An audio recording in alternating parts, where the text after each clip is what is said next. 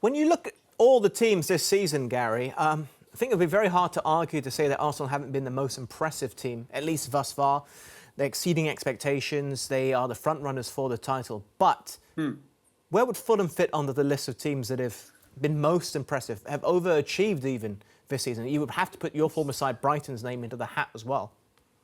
Yeah, Brentford? I think Brighton, without a doubt, Brighton. In our group chat leading up to this programme, I actually said that I think that Marco Silva will be nominated or be given a nomination for Manager of the Year, Coach of the Year. And if they qualify for European football, rightly so. He won't win it because whoever wins the Premier League and that's either Arteta or Pep Guardiola, I think will end up with that award.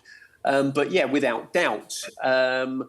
Thereafter, I think there's also been quite a few that are excellent coaches, excellent managers who you'd have to say, based on where their teams sit at the moment and how the season has gone for them, have underachieved. It's baffling, isn't it? Liverpool, for example, and Jurgen Klopp, great coach, great achiever. What Liverpool have done recently, and now they seem to be blowing hot and cold. I think there's a lot of Spurs fans certainly aren't particularly enamoured by Antonio Conte as a coach who's a serial winner, who looks like he's going to fall short of winning anything at Spurs, for example. But it's a fickle game, coaching and management, and you are judged by results. And at the moment, Arteta rightly sits at the top of the pile. Martin, where do you stand on this? Because the teams I've just mentioned, with the exception of Arsenal, Newcastle, even we could put them in the mix. They're in Eddie Howe. They're in that quest for Europe. They've reached the cup final. It's Newcastle, Brighton, Fulham, and Brentford in a row in the table as it stands. Yeah. All impressive. I think Brentford. I think you start with Brentford and you move up from there.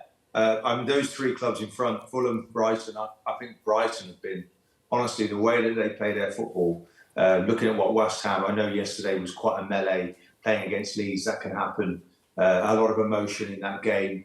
The game they should have won, and if they'd have won that game, they could have actually maybe spoiled the party and ended up in fourth place. So if Brighton were to do that, then I think there is a case for De Zerbi thinking he could end up with an award of his own. But no, Newcastle just hit a bit of a plateau at the moment.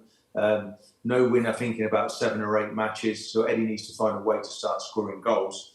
But Brentford, another one. They do so well. They're very direct. They make no excuses for the way that they play, and they keep getting results. And their home games now, there's the atmosphere there. The community stadium is absolutely unreal. So, no, there's some really good clubs coming good. The surprising thing has been Liverpool's demise and Chelsea, who have really sort of fallen below those high standards they've set in previous seasons. Yeah.